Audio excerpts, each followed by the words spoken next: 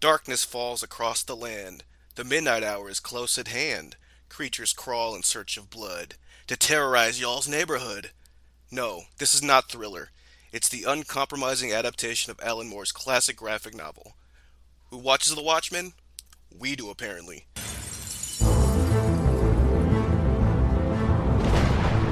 Watchmen. One of us died tonight. Somebody knows why. Somebody knows. I heard he'd been working for the government. Maybe it was a political killing. Maybe someone's picking off costumed heroes.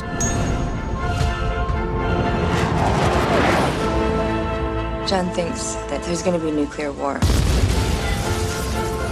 What if that's why someone wants us out of the way? So we can't do anything to stop it. An attack on one is an attack on all of us. Watchmen are over. What do you suggest we do about it? Retribution.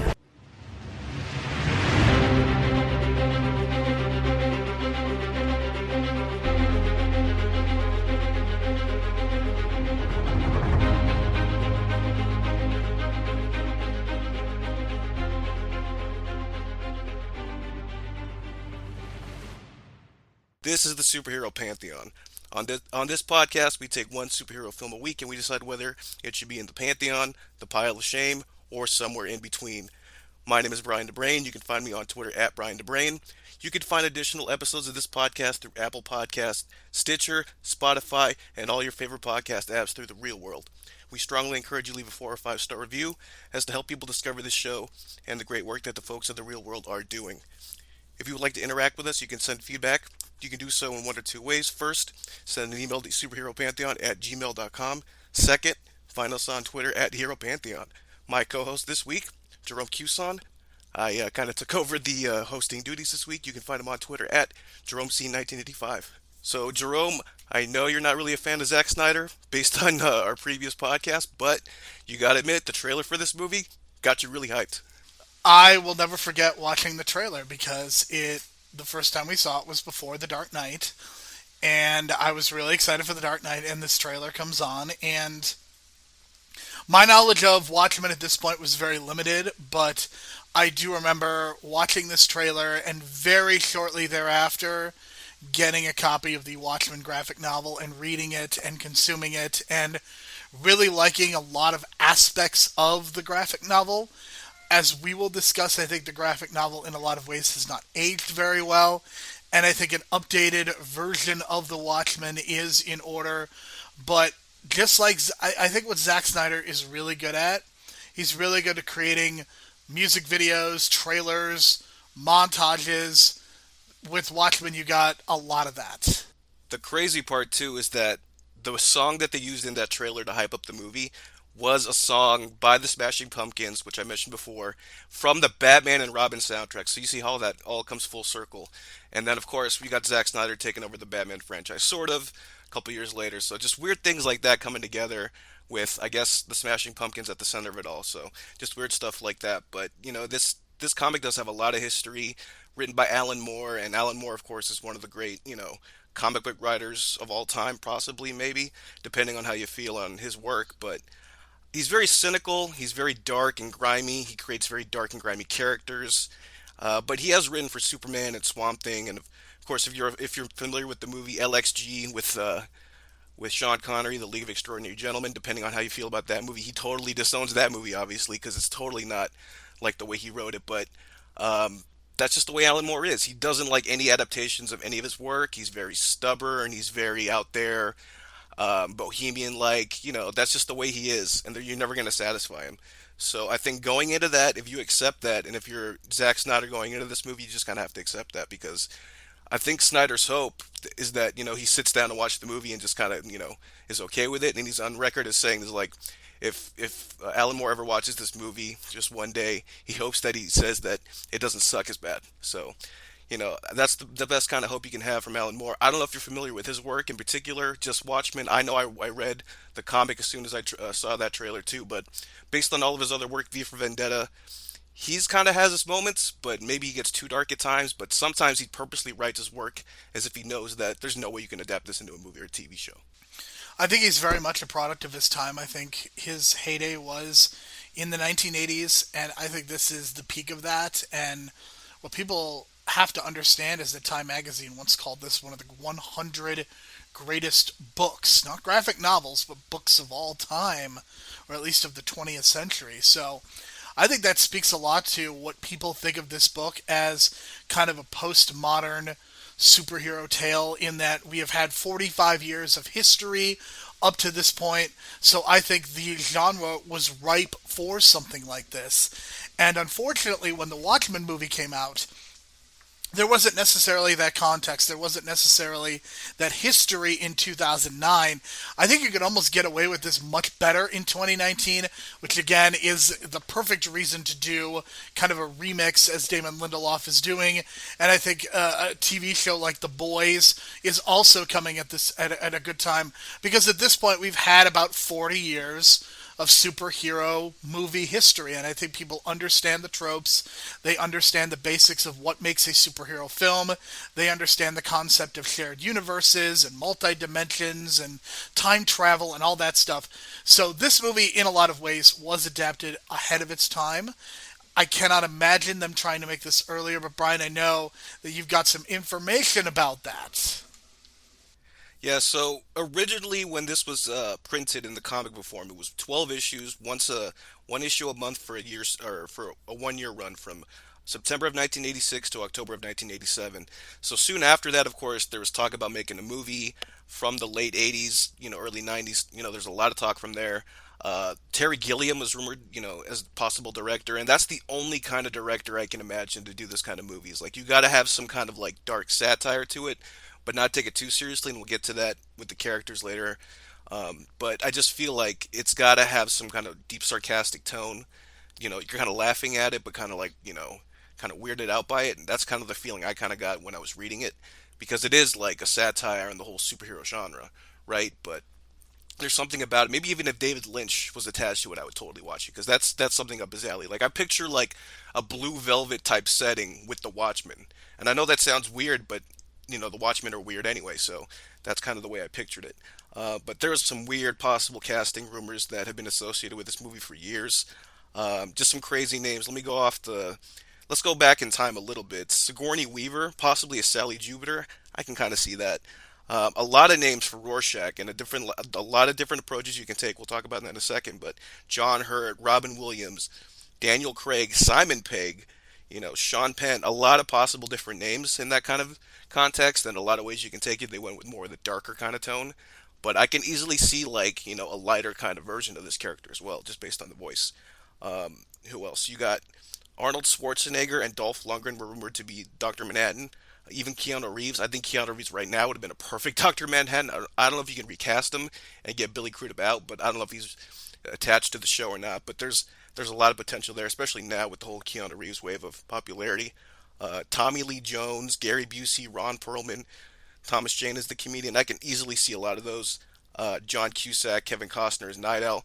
Joaquin Phoenix was rumored to be Night Owl. A lot of cool names like that. I can go on and on. Another interesting one is Jude Law's Ozymandias. I can see that. But out of all these people, Jackie Earl Haley is probably like the most known name, I think, at that point, because he was an Oscar nominee. I think even Patrick Wilson was an Oscar nominee too. But those are like, the strongest names coming out, and there was not even a big name in this cast, it seemed like. Not necessarily. I think Jeffrey Dean Morgan has since become one of the more famous members of this cast based on his work in The Walking Dead. I think that there are a lot of interesting names that come with Rorschach, but I'll be honest, I don't think it could get any better than Jackie Earl Haley. I almost have problems with the way that the character is portrayed in the movie, but I think Jackie Earl Haley nails the performance aspect of it so well that I literally cannot imagine anyone else. I think he's got the look. When he's unmasked, he's just a dude, but he's got that incredible voice that just makes it work so well. I almost can't picture anyone. I like Patrick Wilson as Night Owl too. I think John Cusack could have actually done this role and done it really well, but I think Patrick Wilson is very good casting. The two people that I did not like their casting, Silk Spectre, who was played by Malin Ackerman, I do not think that she's very good in this role. She almost simultaneously feels too young for the role, but she also feels too old, if that makes sense. And I really wish that they had just cast Carla Gugino in this role as Silk Spectre 2 instead of casting her as Sally Jupiter.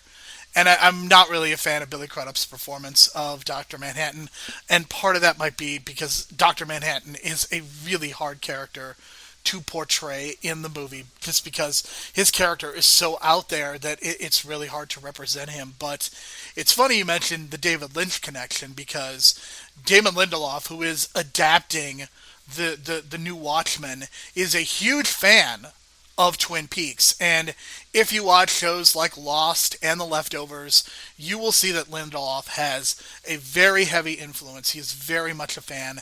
And there was even a point when his television show, The Leftovers, was airing at the same time as the Showtime revival of Twin Peaks, that he literally went on a podcast and told people to DVR The Leftovers and to go watch the Showtime show Twin Peaks instead. Well, there you go. And that's kind of that vibe that I kind of feel. It's got to be weird. It's got to be a modern look to it, but it's got to have this kind of like, I don't know, satire to it that I keep mentioning. Because that's what the comic is. It's like, it's not supposed to be as serious as Snyder made it. But I think that's just part of the casting decision. And, some of the lighting, too, kind of contributes to that, especially towards the third act. And we'll talk about that later. But of course, there's multiple cuts of this movie: director's cut and ultimate cut. Ultimate cut contains the 26-minute cartoon Tales of the Black Freighter, which is voiced by Gerard Butler, of course, with the 300 connection there. So if you want to seek that out, you can do that. I didn't watch the director's cut either, but from what I've actually read, that director's cut is actually slightly even better. So there you go. I guess it's just more stuff, but for the purposes of this podcast, we reviewed the theatrical cut. So the other cool thing too is that in the graphic novel, there's like mention of certain lyrics from certain songs, and specifically mention certain songs. All those songs are in the movie, so it's pretty much Alan Moore kind of created this like soundtrack for his own graphic novel, which I thought was really cool and a really cool concept that I don't think a lot of comic book writers even do now. But that idea of kind of creating your own, almost like headspace by creating your own soundtrack, and I'm pretty sure like I even did so myself, like pick some of the tunes, kind of read it during the chapter at which they mention it. So it's pretty cool if you kind of experience it that way. So I thought that was a little nice little touch to it, and maybe that's why it's one of the top 100 novels, because it actually had its own soundtrack.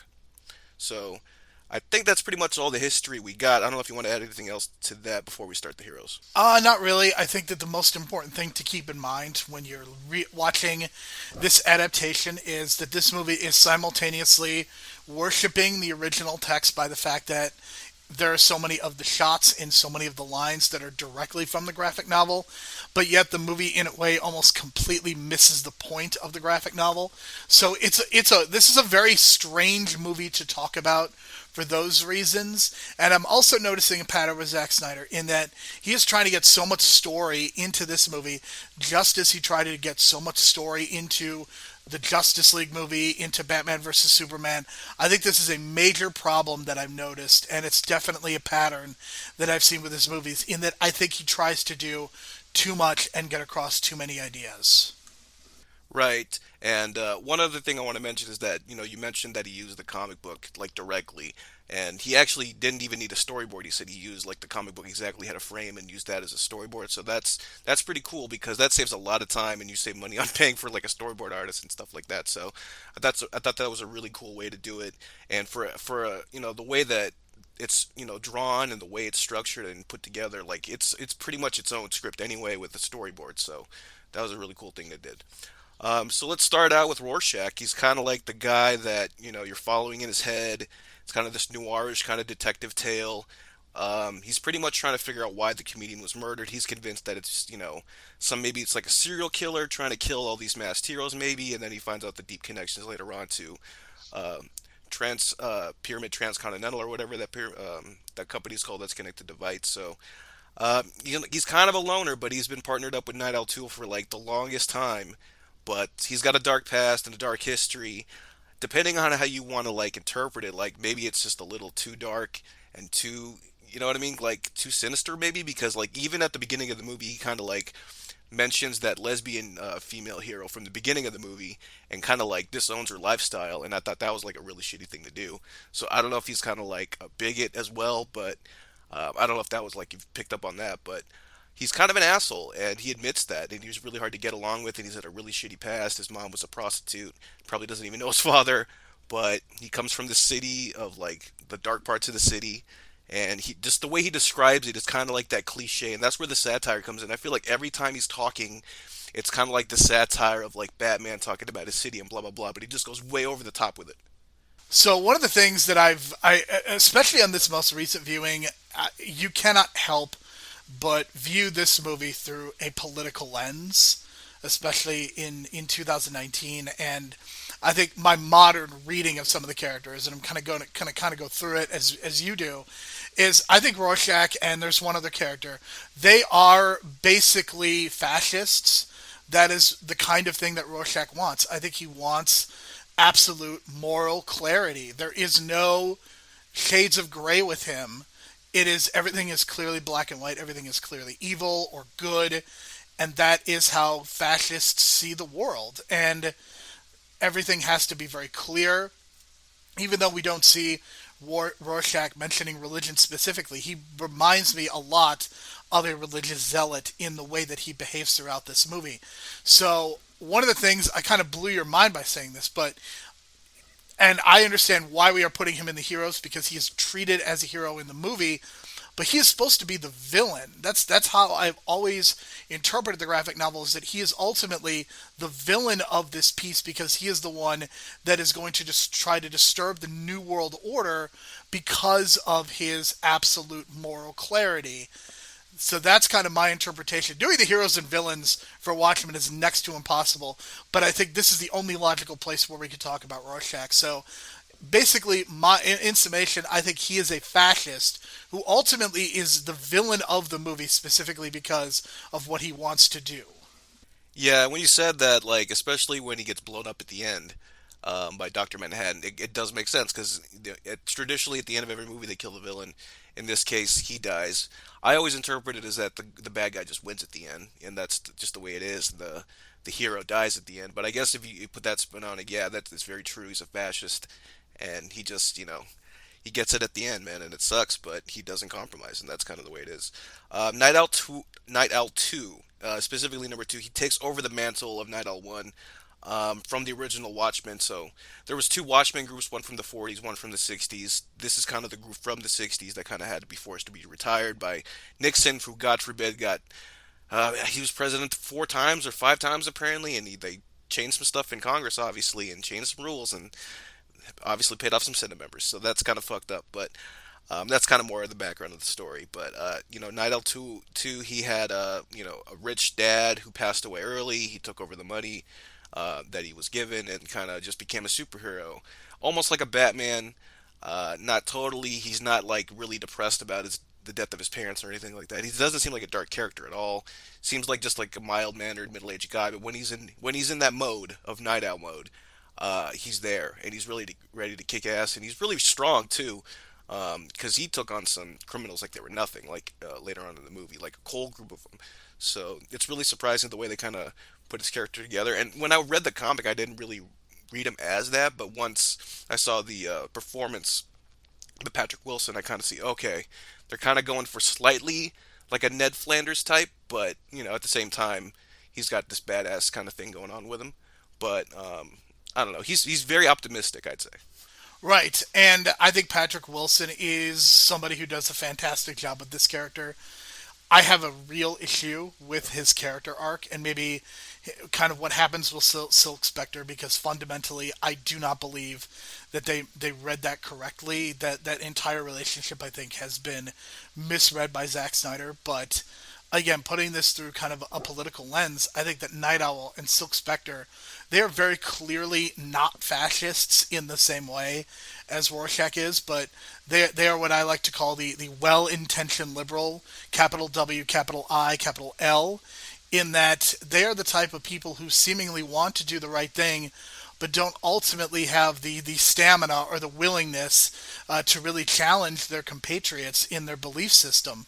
So Night Owl 2 and Rorschach fundamentally should not get along because their differences are so vast, but because Night Owl is this well-intentioned person, this well-intentioned liberal person, that is why he is able to get along with Rorschach and he's able to get along with Ozymandias, because this is just the kind of person that he is. And if you read this through the political lens, there is the problem with the well-intentioned liberal, and I think that is very well represented here.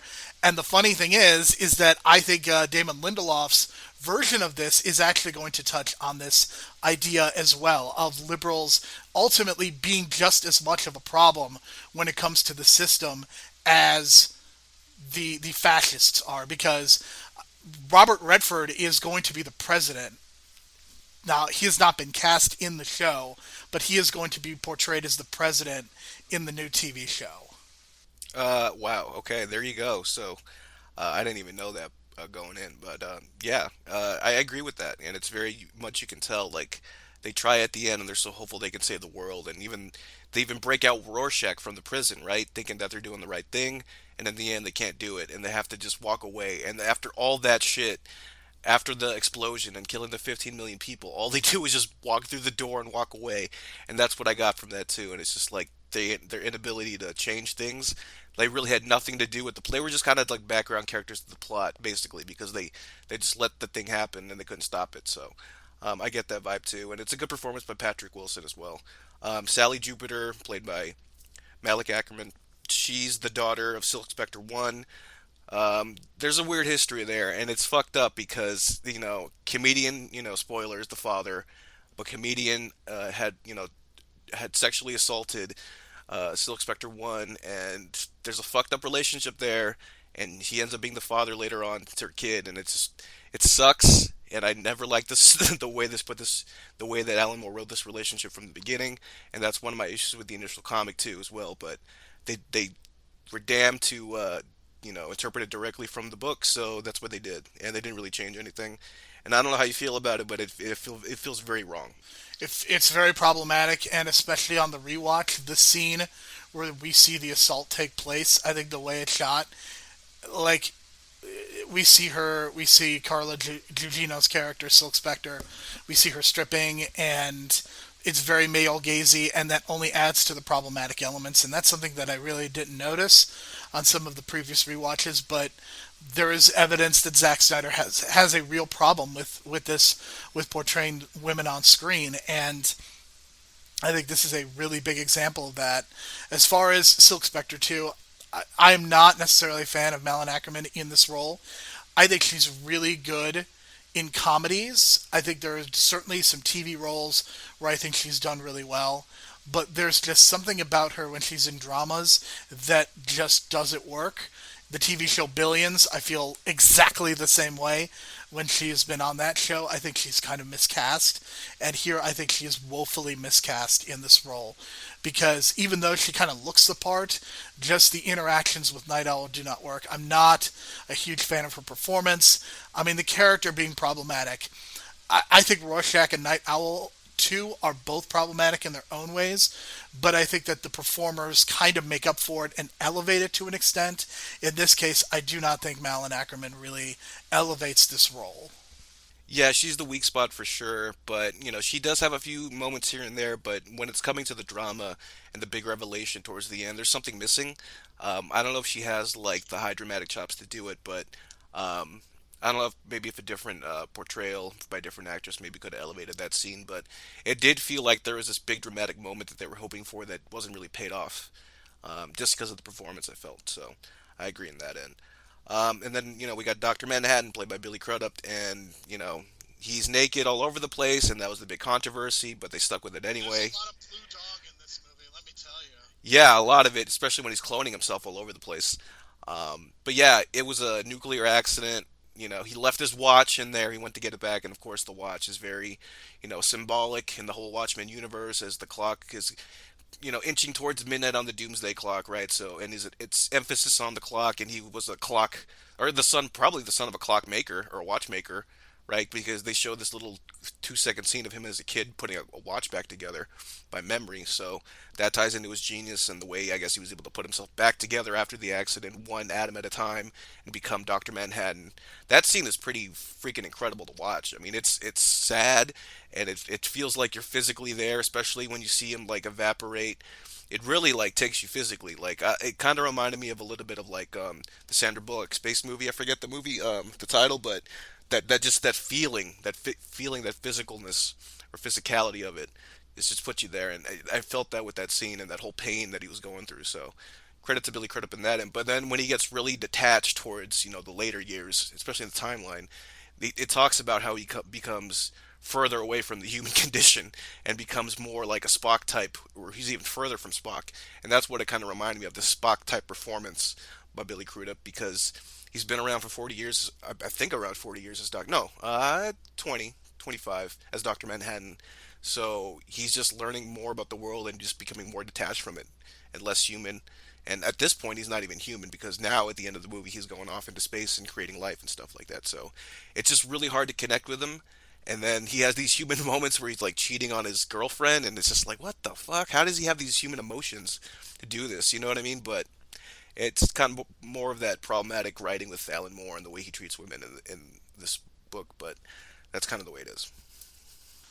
And I think specifically the issue is that we sort of get hints at his humanity with some of the lines that Ozymandias says toward the end, but I think that's a lot. That's a case of telling, not showing. And I think if this were a television show, they could probably have explored Doctor Manhattan so much more. Because at 2 hours and 40 minutes, you really can't get an indication of some of these characters. And I think that there's a reason that Doctor Manhattan is being teased in the new version, but is probably not going to be a focal point, because he's overpowered and he's basically Superman. And we've had a lot of problems portraying Superman on the screen as well. And I think a lot of it is for the exact same reasons. I don't know. I was not necessarily. I like the character in the book a lot more, because there is tons of inner monologue, and I think it really works. And I think the way that the character is portrayed really works. On the screen, it just doesn't come across as well. And I think what you see with Dr. Manhattan is you see the difference between a comic book or graphic novel versus what is being seen on screen. So it's a really tough performance to talk about, because I'm not sure that it works out as well. And what you end up with is, I think you end up with two really, really strong performances in this section, and then you end up with two performances that are not so great. It's weird too. When I read the comic, I always felt like the Doctor Manhattan in the comic actually had more personality than the way Billy Crudup portrayed him. And I don't know how that's even possible, but it just felt like he was more animated and more like you said, more with the inner monologue. You're able to read his character more. So overall, that's pretty much, I want to say, the main heroes of this movie. Ozymandias, obviously, he's supposed to be a hero, but, he's the bad guy. And I'm not going to include the comedian because, he's a dick, and we'll talk about that. I'm putting him in the villain section straight up. So for me, the heroes, I'm going to give it a 6. I wanted to give it a 7, but I just felt like Rorschach, to me, the performance is great, but I feel like that voice is just too dark and cynical for the tone. Like, for me, when I was reading the comic book, I just pictured like a normal voice in my head. And I don't know if you're familiar with the DC character, The Question, but I kind of picture the. Okay, so the Question is that faceless detective guy that's always on like the Batman Justice League team up. You know what I mean?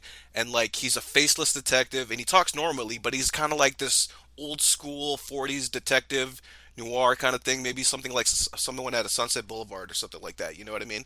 And I kind of picture that kind of voice. Nothing too dark and grisly in the voice. So I don't know if that maybe that's just different expectations of the character.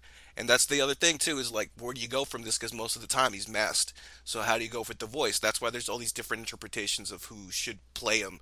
So they went with the dark, growly voice, and I kind of wanted more of a normal, maybe a little bit of a quick wit, but I don't know.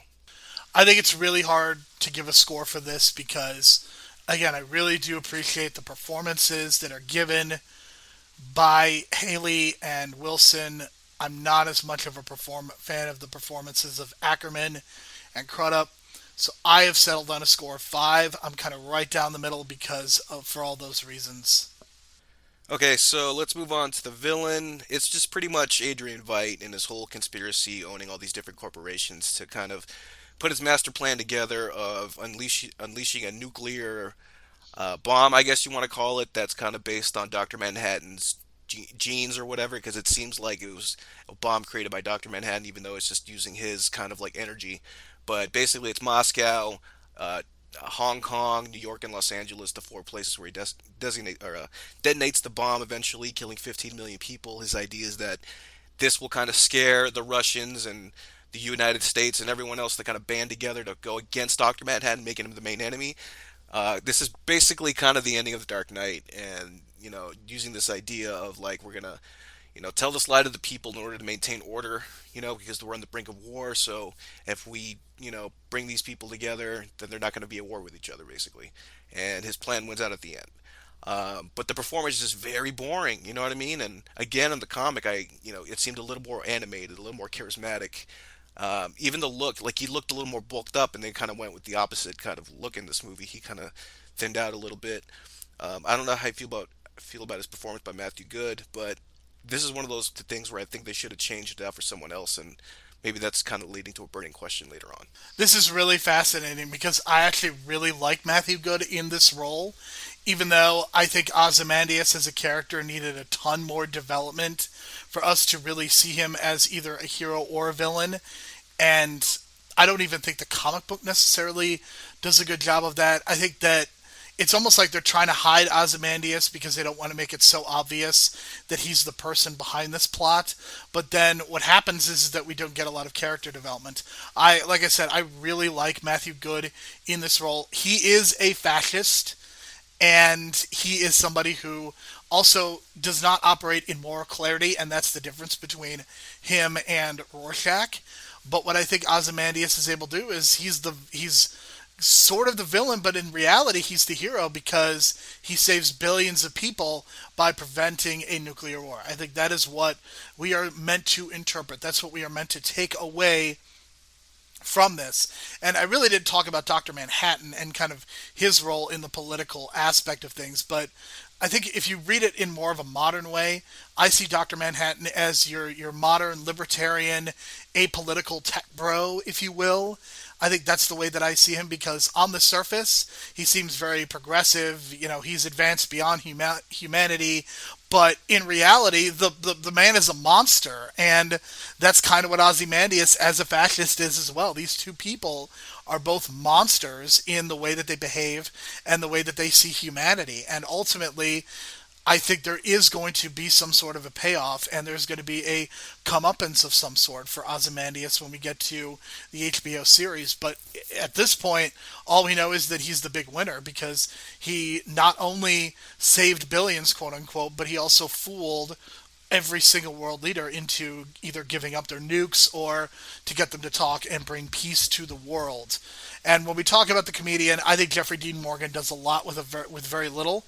We don't really get a sense of the comedian very much. We do see a couple scenes when he shoots his pregnant, I guess, girlfriend is the best and most best way I can say that because I mean there we have another case of just awfulness of women, of female characters. And I think the issue with this movie overall is that you really need to see more build up for all of these characters and to get an understanding of who they are before we can invest in how much we should care about the comedian, because the comedian is also a fascist, but he's also a rapist multiple times it seems, and he is clearly a womanizer of some sort.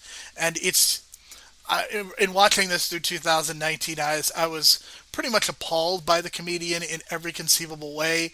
And when we think about how we portray characters on screen, I'm really glad that the comedian will not be represented, most likely on the new version of this, because I just think in 2019 it's going to be really hard to get people to sympathize with the comedian based on his behavior. Yeah, I totally agree. And like, I was thinking at the end of this, like, he's just a piece of shit, and I'm glad he fucking died right at the beginning because he's a real big piece of shit, and like, there's no redeeming qualities about him. And even if you did, like, if this were like a show which I've always pitched, but like you can do all this background character work on him. I still think there'd be no redemption for this character. It's almost like that character Ramsay Bolton on Game of Thrones, right? There's no redemption for that character at all. I don't know, because I think they're supposed to sympathize with him, that the fact that he's the father, but again, just weird writing by Alan Moore and just sticking to it with Zack Snyder. So overall, I'm giving the villain as a 6. I just felt like the performance was a little too monotone for me. Um, I don't know. It just kind of felt kind of off. I did like it at the beginning when he's giving the background to the reporters and stuff, and kind of giving this Batman like background. He's pretty much a Bruce Wayne, but again, like you said, the fascist Bruce Wayne, and he's obsessed with like pharaohs and like past leaders and Alexander the Great and stuff like that. So little cool, interesting character work there. But then again, like you said, they kind of make him disappear a little bit to kind of throw you off, to not make him seem like the villain. I am giving this a 5, and I think it's for the same reason that I gave the Heroes a 5. I really like Matthew Good's performance. I really like Jeffrey Dean Morgan's performance. The problem to me is the comedian is such a repulsive character, and we are seemingly made to sympathize with him, and I just don't buy that. And I think the same is for Ozymandias. I think I like the plan in theory because he actually just like what happens in The Incredibles, he does do some monologuing, but the difference is that his plan has already been executed and he can monologue all he wants. So in a way, I really like the subversion of that trope. But I think the actual execution of this, even compared to the graphic novel, I think the ending is marginally better here. And maybe we could talk more about that with the story, but I settled on a 5 because I still think the comedian being so repulsive and Ozymandias being pushed to the background hurts it for me. Okay, so basically the overall plot of this movie is that the beginning of the movie is you see the comedian get murdered. Rorschach thinks that someone's coming after the costume superheroes that are still alive. He's kind of paranoid about that. It turns out it's just like the plan by Ozymandias through this like dummy corporation, Pyramid Transnational, where he's basically plotting to interfere with the tachyon particles in the air, which cost him about $2 billion, so that Dr. Manhattan can't foresee his own future to see what's coming. And once he does that, he kind of does this plan where he gives cancer to all these people that Dr. Manhattan knew, so that they can blame Dr. Manhattan for giving them cancer, and then the media just hounds him, and then he knows that reading a psych report that he's become more detached from humanity anyway, that he basically just runs into exile, right? So once Dr. Manhattan's in the exile, the clock is ticking on the doomsday clock, right? So Russia's getting their weapons ready, United States getting their weapons ready. They know Dr. Manhattan's not on Earth right now. All hell can break loose, basically. And then, Rorschach ends up in jail. He gets broken out by Night Owl 2 and Sally Jupiter. And then they figure out that, Ozymandias is the bad guy. They go to Antarctica for the third act. It's very poorly lit. We'll talk about that in the next category in the third act, but that's because I guess it's Antarctica. And then they figure out the plan. They can't stop the plan. The bomb has already gone off, basically. Ozymandias basically tricks them, saying, during all this talking, you already set the bomb off like half an hour ago. You can't even stop it. So boom, the bomb goes off, kills 15 million people. Rorschach's pissed. Dr. Manhattan comes in, tries to save the day, but he sees the TVs, sees that, all the nations are coming together. He realizes that Ozymandias is right, and doing the Dark Knight ending, they have to kind of White Knight, or not, reverse White Knight, I guess, give the blame to Dr. Manhattan. Dr. Manhattan kind of hides in exile, and everyone has to keep the secret. Of course, Rorschach says no. Then Dr. Manhattan has to explode him on the nice white snow, but that was a hell of a scene, too, so... yeah, that's pretty much the dark ending. And Ozymandias wins, and this kind of sets up the Watchmen sequel series. But that's pretty much the plot. The difference is from the comic is that I guess in the New York area, instead of a bomb, it was like a squid monster that killed a bunch of people. So interpret that how you will. Right. And again, I think the comic is very much trying to get into the satirical aspects of it a lot more because the idea of a squid monster is just so much more absurd. And I don't know if you saw this, Brian, but there was a point where one of the buttons, it literally said SQUID. Did you notice that? No, I did not. Yeah, so they were definitely hinting at squid, except it wasn't an actual squid. It was just an acronym for something else. We need to talk about the opening of this movie, which is spectacular. not only I think the opening scene is really well executed because it's just so sudden, it's so visceral. I think it's the best of Zack Snyder, even though there's some slow motion, and then you immediately go into this amazing opening credits. This has to be the best opening credits to a superhero movie of all time. And if there's one thing I wish the MCU could steal, it would be this, because the reason being that they get the story across in like 3 minutes. They tell the story of the original Watchmen through visuals in about 3 minutes. You see 20 years of history. You see what happens to each of the characters and what happens. You get you get some moments where they're clearly showing history. And in this universe, unlike Magneto, in this case, it's the comedian that kills John F. Kennedy. And the way that shot, I mean, it is incredible. If I could have shut this movie off after the opening credits, I probably would have considered the opening credits to be worth putting into the Pantheon, because that's how good they are.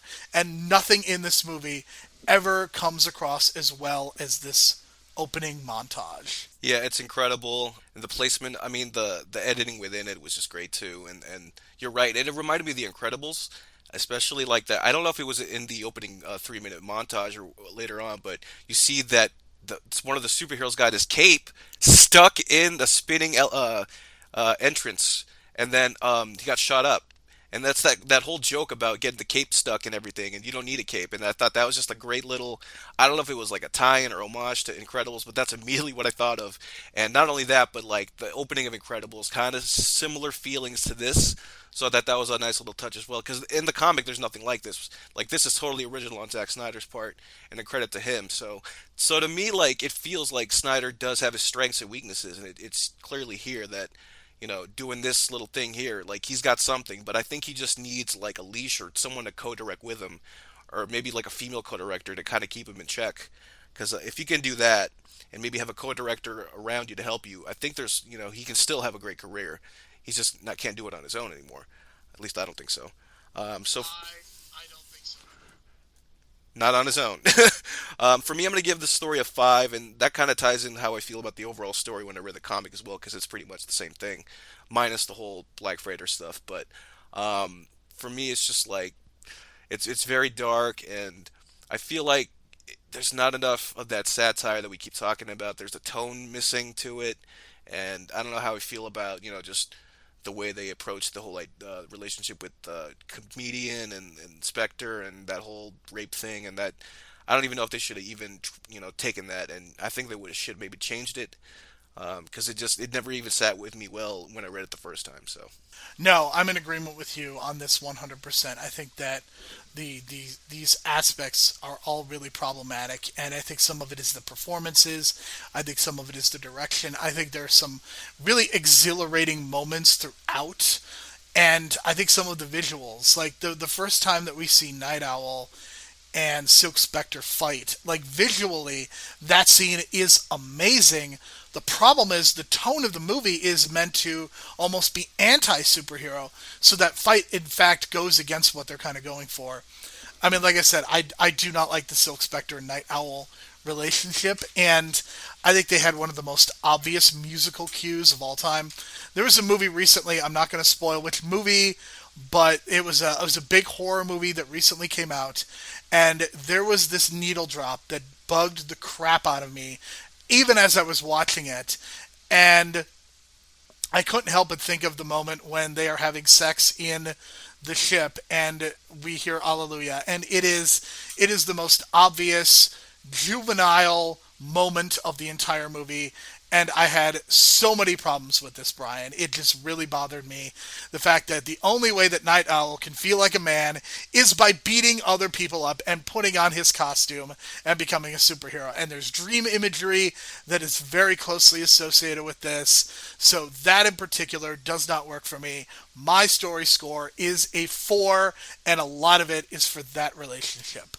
yeah, so we've talked a lot about the beginning of the movie and how awesome it looks. So I guess that kind of ties in with the technical stuff. And like I mentioned before, they use the same soundtrack as like the selections from the comic book, and Just I thought some of the placement of it was well done, and then the original score that they came up with as well was very well done. I thought the stuff with Doctor Manhattan on Mars and him, especially when it's like that build up to when he has the explosion and you can hear the strings on the violins and stuff. So that was really awesome, I thought. I do have a problem with the colors in Antarctica because like there's no like lighting at all in Ozymandias' living room or whatever it was, and it's just very darkly lit, and you can't see any of the details on the costumes, and the costumes are so awesome. But that's kind of that Zack Snyder thing that he's got to kind of grow out of, where you have all this detail in the costume, but you just turn the colors and mute the colors down. You don't see any of the detail. He's got to work on that because I mean there was so many details on the costume that I wanted to see.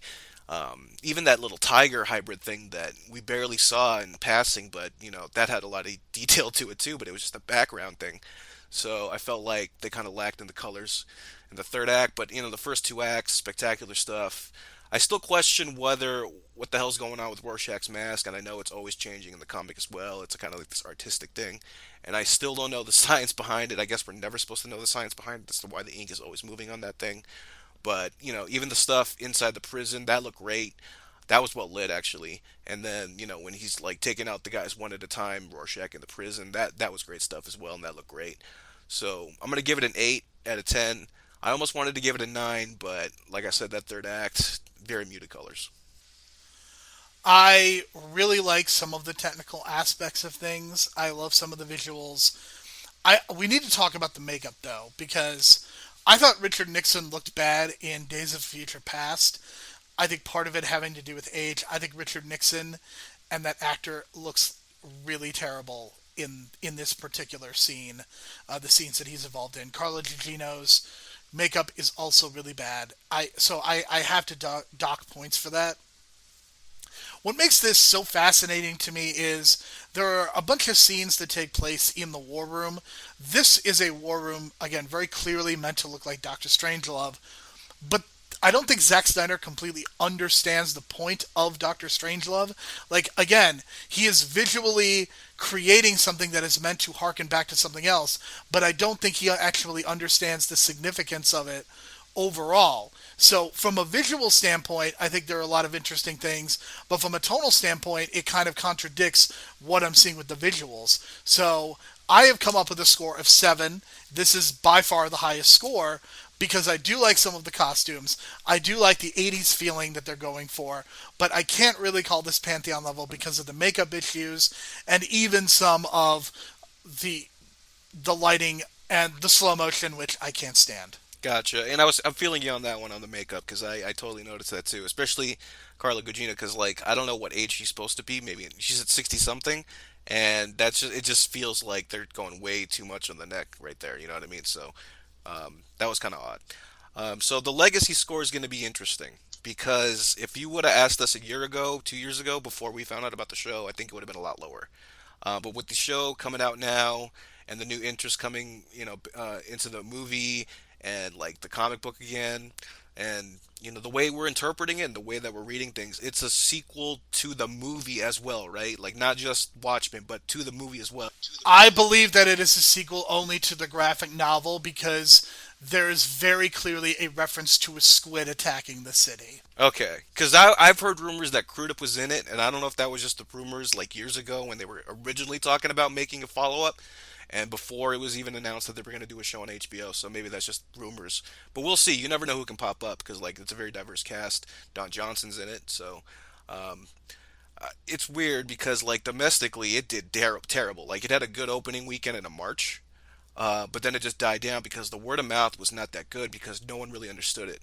But I feel like over time, like I've read a lot of like user reviews and like I went back and watched the original trailer again, and there's a lot of like comments on the YouTube pages and stuff like that where it's just like this movie's awesome.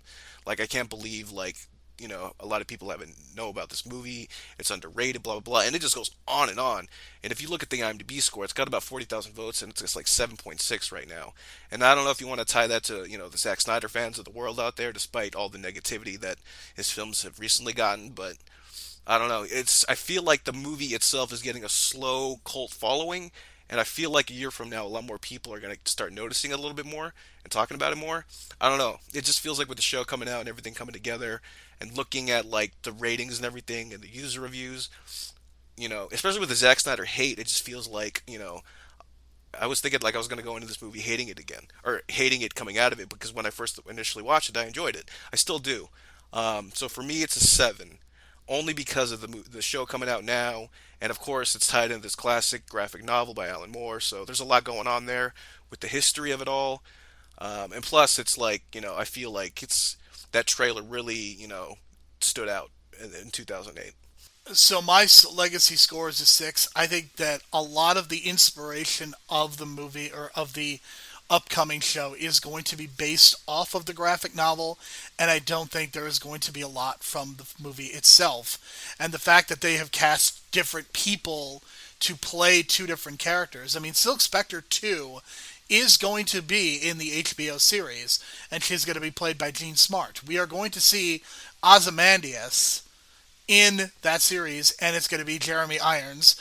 And I will bet you money that Jeremy Irons is a one and done. That he's going to be killed either in the finale or in one of the final first season episodes. But I think that's where a lot of the legacy lies. As far as the movie goes, there are very clearly fans of Zack Snyder, and I'm certainly not one of them, but they do exist. And I think when we talk about cult followings, that's why, because there are people that worship at his altar, so to speak. And I certainly think people are going to revisit this movie as the show becomes more of a reality and as we get closer to it. So certainly I think it's the case that this movie is probably going to be seen. It was just put on the DC Universe app a couple months ago, so that is giving people who have that app an opportunity to watch it. I don't know. I have middling feelings on this movie. There are aspects of it that I enjoy. There are aspects of it that I don't. My legacy score is a 6, and my total score is a 27.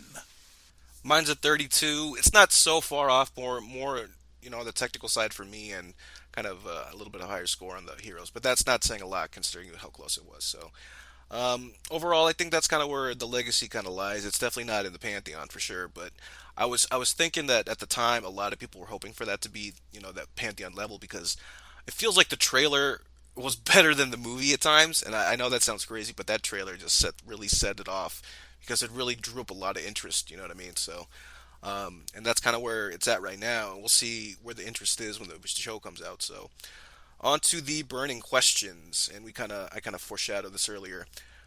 Number one, who was the actor you'd recast in this movie, and with whom? This is an easy one, Brian. This is a layup for me. Malin Ackerman being replaced by Carla Gugino, who's already in the movie. That is such an easy one for me. Okay, I'm gonna take it a little bit.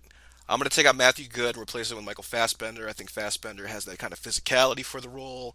He was still kind of jacked a little bit. I think he was filming X-Men at the time, so or right before X-Men First Class. So I think he would have been perfect for that. And he's got that accent, so I think he would have knocked it out of the park. So that's just me. Number two, does this story work better if it were a show? And I'm going to cite an example here. I feel like, Doom Patrol kind of got it right. If Doom Patrol was a movie, it wouldn't work as well, because the character development on that is unbelievable. And that's the kind of character development you need for something like this. I think this version of the story was always going to be difficult to adapt into even a movie or show, because it's not just the complicated character dynamics. It's not just the interludes that take place that we see throughout. There's tons of flashbacks. There are also a lot of problematic elements that exist with the portrayal of female characters and the gender politics. I don't think that stuff works out, even if you turn it into a TV show. In fact, it might actually be worse.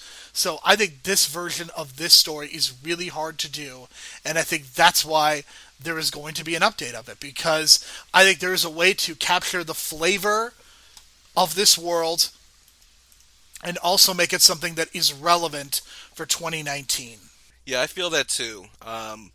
Because like I said before, like 12 issues, it would have been perfect as 12 episodes. Take your time. And I would have just focused more on like character development, because I feel like there's just so many moments that we're missing, and a lot of history that we just never got with these characters. And I felt like if we got that, maybe we would have cared a little more. Maybe I would have cared about Rorschach more. So who knows? Number three, this is kind of a tricky question, because I didn't really think of this until now. The Frontier newspaper office is located in New York. If New York was destroyed, how is it still there at the end of the movie? I guess it shouldn't be. I guess that's kind of that's an error, right? Yeah, because the whole idea is the journal that, Rorschach's been writing into, he delivers it and drops it off in this New York newspaper before he takes off to Antarctica. But if it was, if everything was destroyed, what the hell's it doing there? So I don't know if that's an Alan Moore error or whatnot, but I make me think like, that's a big major plot hole right there. So number four, does Zack Snyder need a co-director or should he focus more on cinematography and art direction? I think what he needs is he needs good screenwriters because there is evidence. Dawn of the Dead, the remake, which I'm going to make you rewatch at some point, Brian. James Gunn wrote that script. That's probably Zack Snyder's best movie. I don't think that is a coincidence. I think he needs either a strong producer or he needs a strong screenplay in order for him to be a good director. Him being a co-director, I don't know if that necessarily works because I think he is somebody who has such a singular vision. I would love to see what happens if you give him a good script. I'm just not sure that he is in a position to do that or is going to put himself in a position to do that because he also seems like the type of person who plays to the tune of his own drummer, so to speak, and really wants a lot of creative control. So we're probably never going to get that. But if this movie is not evidence, then the movie Sucker Punch should be because that is one of the worst pieces of trash that I have ever seen in my life. See, that's why I kind of think he needs a co-director, but in this kind of era and the way that you just mentioned that he's very, I wouldn't say egotistical, but he's very in control of his art. So I get that feeling. But sometimes you need people on a leash, and maybe it's just a strong producer. But something's got to change, because especially in this one, he did not treat those female characters well at all. So number five, on a scale of 1 to 10, what is your interest level on the upcoming Watchmen sequel series on HBO? I am at either a 9 or a 10. This is my most anticipated series of the fall. And the fourth season of The Good Place is up there as well because it's the final season. And for a lot of reasons, I'm really looking forward to that. But this to me has the potential to be something really, really special. And I know that there are a lot of people out there who will criticize Damon Lindelof and what happened with Lost. And I am not somebody who considers myself to be a fan of Lost, but I am a huge fan of The Leftovers. If you ask me the best television shows of the decade, these last 10 years, The Leftovers might be number one. I think it's that good, and I think a lot of the themes, a lot of the elements of The Leftovers are going to be incorporated into this Watchmen sequel series. One of the things The Leftovers did really well is they really dove into the characters. They would do individualized episodes about certain characters and certain important moments. And I think if he does that with the Watchmen show, then I think it's going to work out really well. I think you also look at the writing room that he has established. There are a lot of people of color. There's a lot of women. I think that's going to help. And the cast. You've got Regina King in a superhero property. That is not something that I would have expected to see. She is a newly won Academy Award winner. I think it's a big deal to just have Regina King involved in this project. And that's not to mention the fact that there's also Jeremy freaking Irons is in this thing as well. I mean, you've just got a tremendous cast of individuals in this. There are no big movie stars in this, but I think this has been extremely well cast. I really like what Lindelof did with The Leftovers. I like that it's on HBO and it feels very cinematic. I'm at a 9 or a 10, probably closer to a 10. Okay, I'm gonna go with an 8. Before I saw the trailer, I wasn't too high on it because, like, I'm not really a Damon Lindelof fan. It's just I did not get into the pilot of Lost, and then as I was following, like, I was reading the storylines going on, and I was just kind of making fun of my friends the whole time they're watching Lost, and I was telling them like, you're not gonna get the ending you want, and they're not gonna give you any answers, and that's kind of what happened. So I don't know, but like the fact that they got Regina King, I thought that was a big plus because I've been a fan of hers, not since Friday obviously, but I'm a big fan of the Boondocks when that was out, and she was a big part of that, playing both voices of Huey and Dewey, or I think Huey and Louie or whatever. Um, but yeah, I think with especially Jeremy Irons, that casting that blew me away because if you're gonna go for that look, he almost looks like the exact older version of Matthew Good, which is kind of why I thought maybe that this is like following up the movie version, but I guess not. But if they're kind of playing with that, at least there's these subtle things like that that kind of remind you of the movie, and that's just picture perfect casting. And I think he's gonna knock that out of the park. I don't even think they're gonna kill him off. I feel like he should be like the guy that they eventually kill off at the end of the show, not necessarily the first season, but we'll see how that happens. But that's pretty much it for this week. The show's coming. That's why we reviewed the movie. We kind of put a halt on the whole Ninja Turtle thing. We're right in the middle of it. We got 3 more movies to go. And what are we watching next week, Jerome? We are going to be reviewing TMNT, which is the animated Teenage Mutant Ninja Turtles movie that came out in 2007 that has just about been forgotten by everyone, including my co-host at one point. The idea behind this is that it is following in the continuity of the trilogy, even though it's animated. So there's a little bit of stuff to talk about. Our two Turtles episodes, our most recent ones, man, man. They were really short. I think our episode next week is also going to be really short because that movie, there's an interesting setup in that movie, and it really doesn't pay off. That's all I'm going to say. I remember being so excited because that's when I first got hired at Blockbuster, and that was one of the new releases. And I remember putting it on twice and just falling asleep twice and just remembering how boring it was and how uninteresting it was. So this is gonna be a hell of a ride because it feels like that was one of the longest 90-minute movies I ever watched in my life, and I watched it twice because I tried to give it credit, and I couldn't give it credit because I just fell asleep twice. So And the voice cast in that movie, Chris Evans is in this movie, and he really turns on the New York accent in this as Casey Jones. well, we'll talk about that next week because that's kind of an awesome little tie in there that I didn't even realize that he was in this movie. That's how much I was really into this movie. I didn't even know any of the cast. All I knew was that there was a connection to the original movies, and I was so out of it that I couldn't even pick up on that. So, All right. I mean, I will be interested to see if next week is our shortest episode ever. maybe not. We'll see, but we'll talk about it in about a week. So you will notice, Brian, that I did not say a very famous line from this movie about compromising.